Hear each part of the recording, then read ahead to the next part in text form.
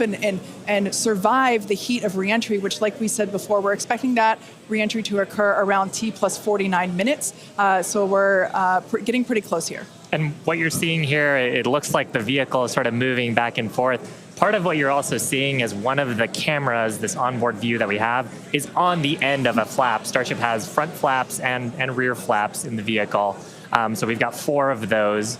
And oh man, we can see the heating on those flaps as we're starting to re-enter the Earth's atmosphere. This is where the Earth's atmosphere is doing the work to slow us down.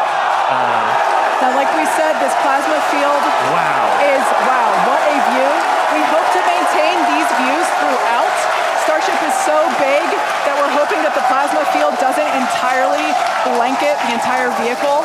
Right now, it is not. The Starlinks are Views brought to you by Starlink. Yeah, the Starlinks are still communicating and still capturing the data and the video that we see here. I mean, Shiva, this is just absolutely incredible views. We've never seen anything like this before. This is the biggest flying object ever in space. Absolutely, Kate. And it's important to note, the ascent burn that we did was to get us to orbital velocities, even though we were on a nearly orbital trajectory.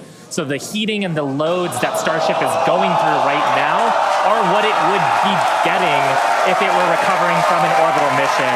And just the fact that we have views through entry, this is incredible. Yeah. Again, this is the furthest and fastest that Starship has ever flown. And you can definitely tell by the crowd here in Hawthorne. The heat shield tiles doing their work. We talked about it earlier. Up to 2,600 degrees Fahrenheit that those heat shield tiles are dissipating as we are re-entering. Yeah, now this was one of the critical, or rather the key mission objectives that we were hoping to hit today. We have never, like I said before, this is the fastest and furthest that Starship has ever flown. So this is the first time that we're getting to collect this re-entry data and understand how these 18,000 hexagonal heat shield tiles are working together to protect the belly of Starship as it re-enters the Earth's atmosphere. Once again, the atmosphere is doing us a big favor here by... 80 kilometers altitude.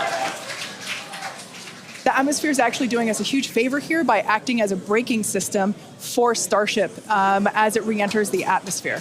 And that's part of the reason why the flaps are so important. We're using the body of Starship and the drag from the atmosphere to slow us down from orbital speed, but you want the vehicle to remain stable. You want those heat shield tiles pointed down so they can absorb the heat of the Earth's atmosphere.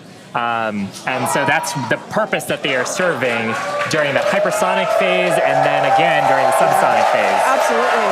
So like we said, these views are being provided by a couple Starlink terminals that are positioned on Starship itself. As that plasma builds, we're hoping that we can bring these views back to you, but you can...